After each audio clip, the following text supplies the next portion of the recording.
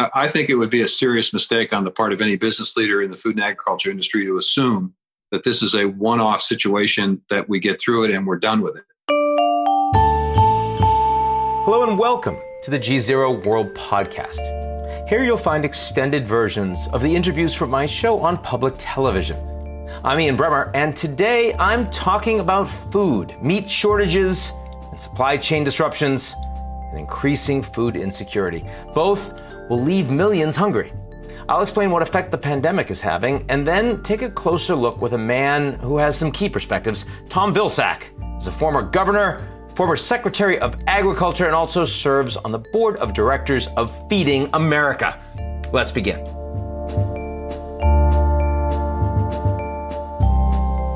This episode of the GZERO World Podcast was made possible by Lennar, America's largest and most innovative home builder and the #1 destination for foreign residential real estate investment in the U.S. Learn more at www.lennargzero.com. That's LENNARGZERO.com.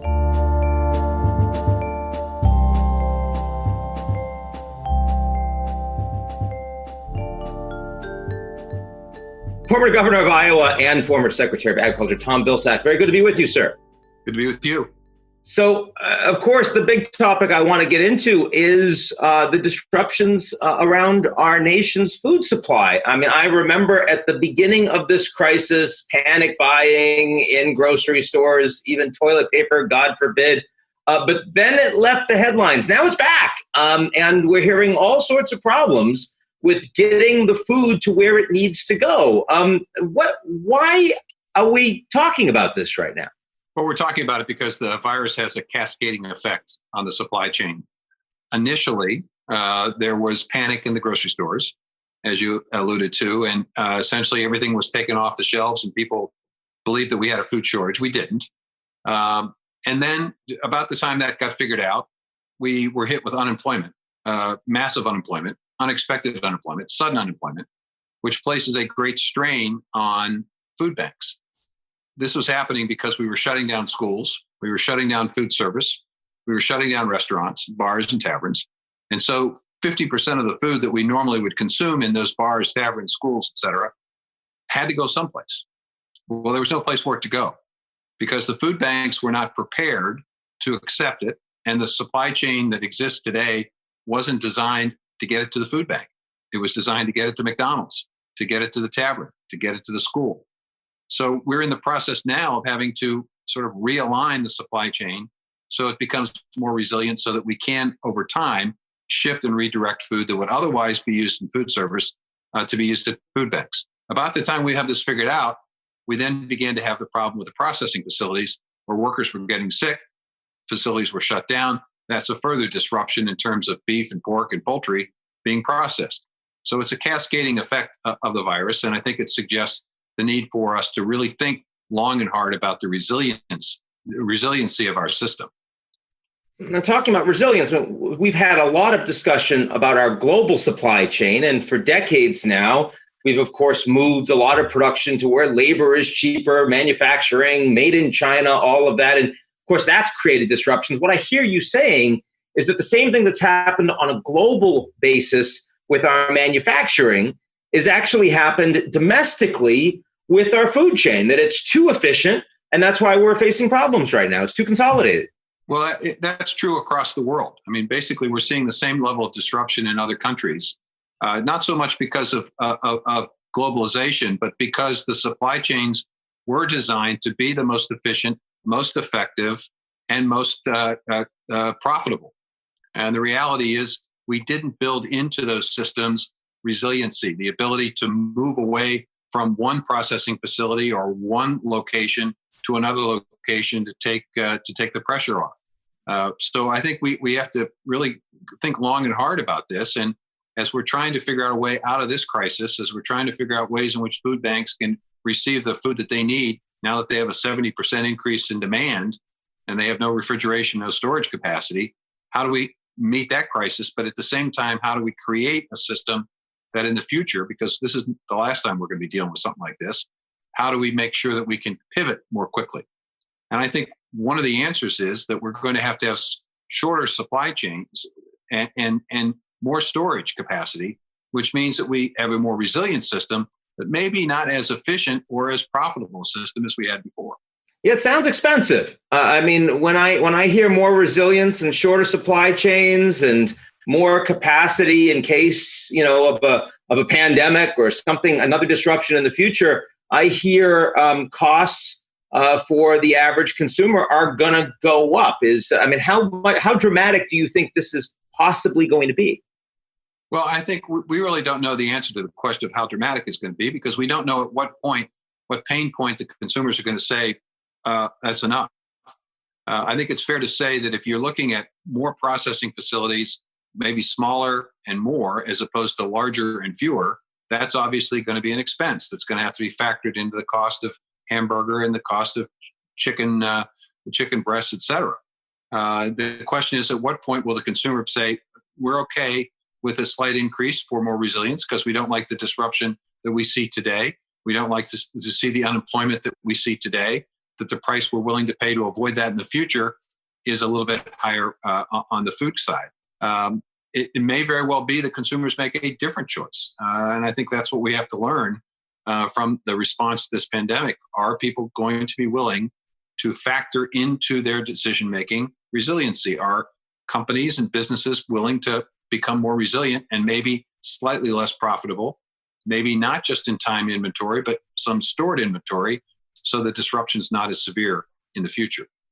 Do the people that are running these big companies that have experienced such extraordinary consolidation, do they recognize, in your view, that this is a game changer for the way they need to run their companies? Or do you think most of them still see it as, I get through the next 6-12 months, we can probably go back to the way it was? I think it would be a serious mistake on the part of any business leader in the food and agriculture industry to assume that this is a one-off situation, that we get through it and we're done with it. Mother Nature is going to constantly create new viruses. And given the fact that we're going to continue to travel, we're going to continue to have interactions with folks, the chances are very good that we're going to see pandemics of sorts in the future. How do we guard against it? How do we minimize the impact of it? That's the question. And I think every business leader is going to cope with it and have to cope with this to make a decision about, do I need more processing facilities? Do I need a shorter supply chain? Do I need storage? How am I going to deal with this when it comes again, so I don't have to lay off lots of folks, or I don't have to tell my customers I can't supply the goods because the workforce is ill? I think these are just questions that business leaders are going to have to deal with. I think government's got a responsibility and a role. They have to provide leadership and direction. For example, our food banks don't have the resources today, the financial resources today, to build a lot of storage capacity or a lot of refrigeration capacity. Maybe in a community, there needs to be some conversation about that. Maybe government has a program or could create a program that creates the resources that encourages food banks to think longer term, to create that storage capacity, that refrigeration capacity. Maybe that creates a system where the supply chain can be diverted more easily from food service that's shut down periodically to a food bank that's in need immediately. But I think it behooves all of us to have that conversation and to have that thinking going on. And I would hope that political leaders and business leaders are having those conversations right now. At the same time that we have supply chains that are too efficient and not resilient enough, we also have an awful lot of workers that are getting sick.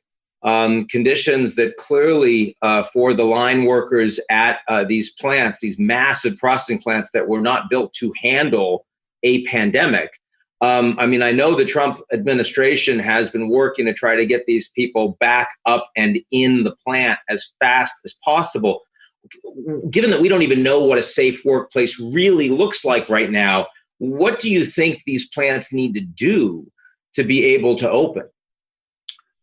Well, I think it's certainly important to get them open, but the question is getting them open safely to the extent possible and minimizing the risk of a spread of the virus. Now, how do you do that? Well, it seems to me that you have frequent testing of the workers, that you create no incentive to encourage people to come to work, that you actually encourage folks, if they're not feeling well, to stay at home. I think you look at your line speeds to determine whether or not you can continue that line speed safely. My suspicion is that you're going to have to slow the process down a bit. Maybe you won't be able to produce quite as much or process quite as much product as you did before. Maybe you need to install separation equipment between workers, plexiglass, things of that nature. You clearly have to have your workers have protective equipment that is top of the line and important for them and to send a message that you're concerned about their safety. You need to make sure that you are constantly encouraging folks to take their temperature and things of that sort. We know from other countries that are doing a pretty good job of integrating back workforces in large office buildings and so forth. We know that there are ways to do this. There's additional expense. There's no question about that. And it may result in slightly less product being processed in the same time frame. But at the end of the day, it will be less disruptive than shutting the plant down completely or having shutdowns periodically because you have a reoccurrence of the virus.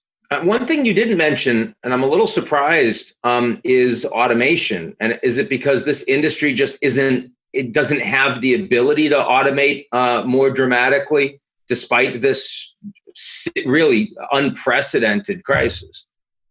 Well, I suspect that there will be some thought to that. That is not an easy process to automate.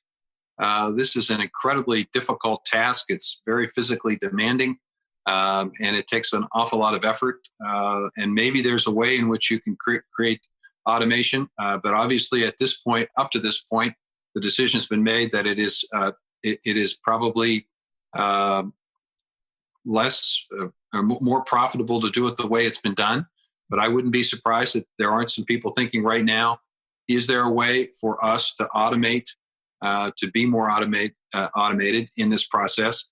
That's going to take time. In the meantime, you're still going to have workers in that plant. You still have a responsibility of those workers to make sure it's a safe workplace. As we enter into the teeth of this crisis and peak levels of disruption in cases in many of these states and in many of these plants, do you think it is possible, should the American public be ready for actual shortages of meat and related animal products here in the supermarkets at the stores? I don't think there's going to be a shortage nationally. In other words, I think there's going to be enough supply to feed the American public. I mean, about 30% of everything that's produced in this country gets exported. So we're obviously in a position where we can fulfill the needs of people in this country. But there may be local or regional disruptions because a plant closes, because of the nature of the supply chain today. There may be a shortage here or there. But overall, I think I don't think anybody needs to be worried about whether or not there's going to be enough food. The big challenge, though, is to get food to the people that need it.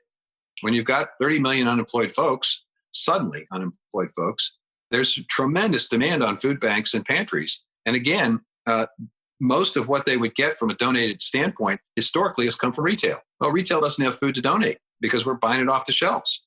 So the question is, how do we create a supply chain that will allow us to gradually redirect the food that would otherwise go to food service to food banks to take some of the pressure off of them? And as food service comes back online, how do we make sure that we keep that supply chain stable and healthy? Now, so that's going to be a challenge, no question. The call to action to consumers, is this something the average American could do, given what we know about the food supply chain right now, that en masse would actually make a difference, would take some of the pressure off?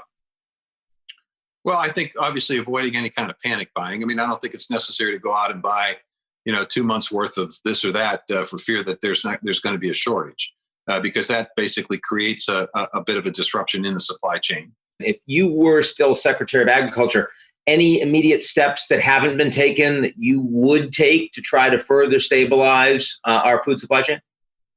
Well, first of all, I think Secretary Perdue's got a really, really tough job. And I know he and his team are working through it. But I think one thing that could be done, that I think should be done, is to consider the ability of raising the SNAP, the Supplemental Nutrition Assistance Program, resource and benefit. The reality is you can send stimulus checks in the mail, and some folks get them and some folks don't get them. And it takes a while for them to get them. And some people use them to pay down their Visa bill. Does that necessarily stimulate the economy? Uncertain. But what we do know from data and what we do know from history is that SNAP benefit does get spent. It gets spent within 30 days. 95% of it gets spent. So to the extent that you provide those unemployed workers and their families the capacity to buy just a little bit more at the grocery store, the chances are that they will in fact do that, and that will create an opportunity for the supply to stabilize, for prices to stabilize. That in turn helps farmers be a bit more comfortable and confident that the future is going to be okay. I'm wondering, do you think that the role that the governors have been playing in deciding to reopen the economy, the country, their states, has it been adequate? Is it appropriate? Are they doing a good job? Look, I was governor during 9/11, also governor during Katrina. And what I noticed during both of those crises was that there was a concerted effort on the part of the federal government and the state government to work collaboratively and cooperatively.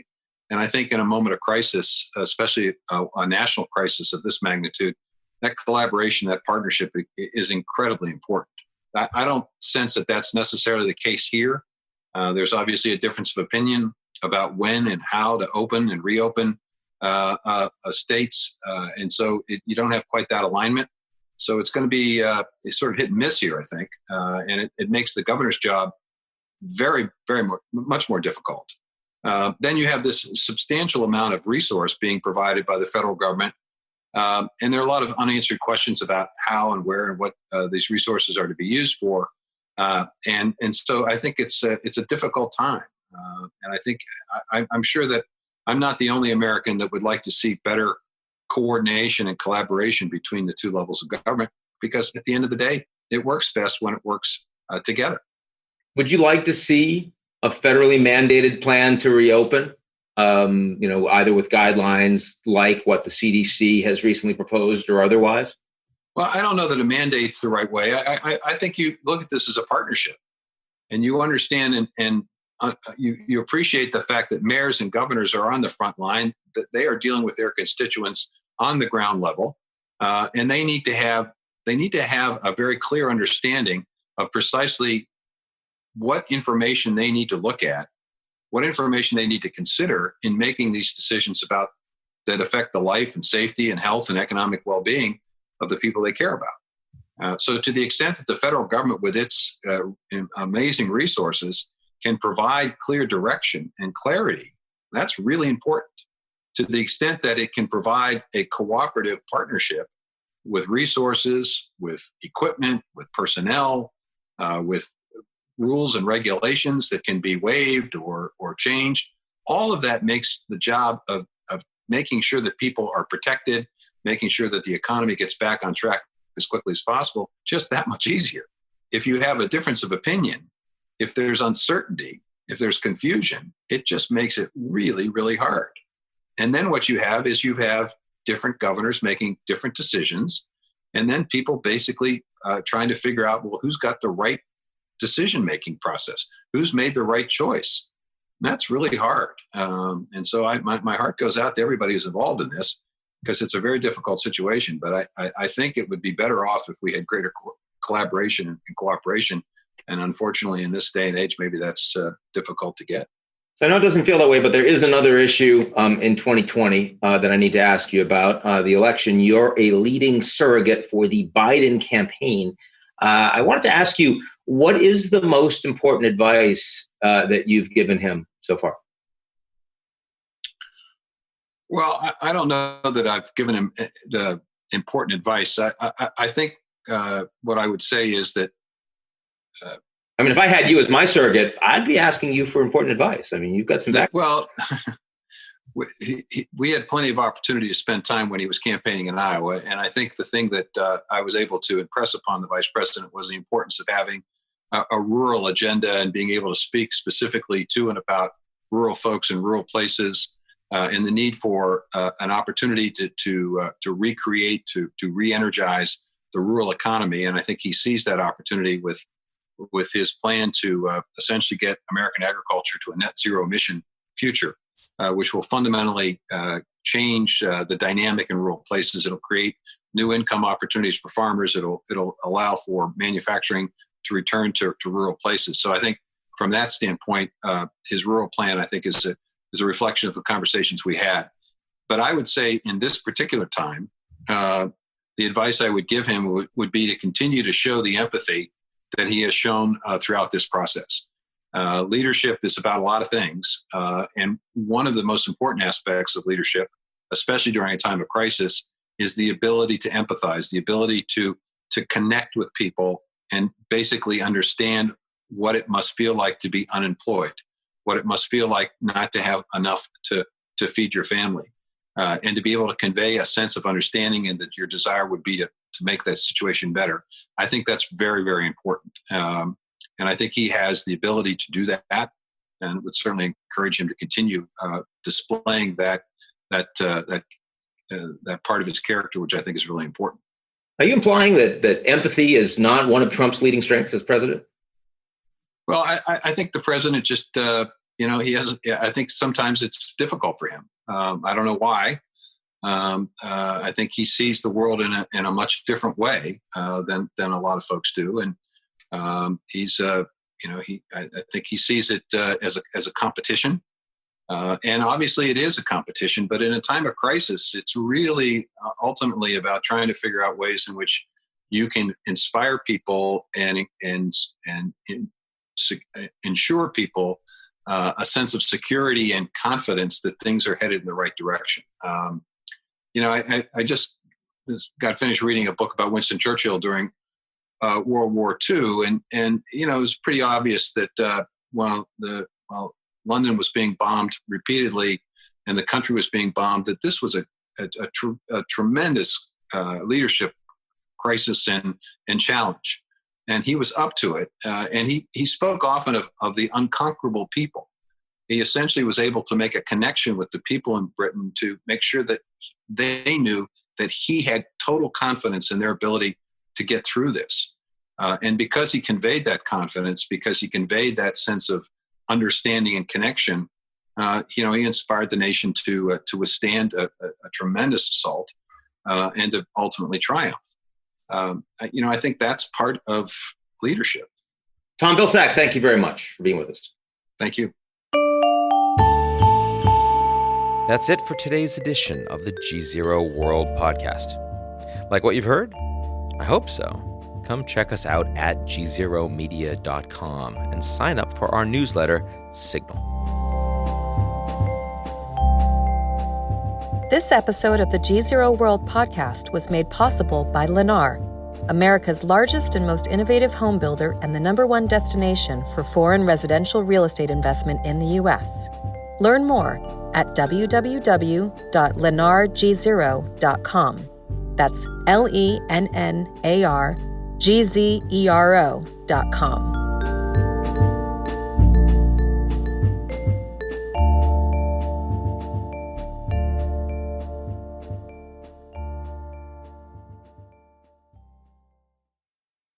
You're listening to the GZERO World with Ian Bremmer podcast, your weekly geopolitical deep dive into the world's biggest news stories, featuring in-depth conversations with global leaders and newsmakers. To get more of GZERO's insights on global politics every morning, sign up for our free newsletter, GZERO Daily, at gzeromedia.com.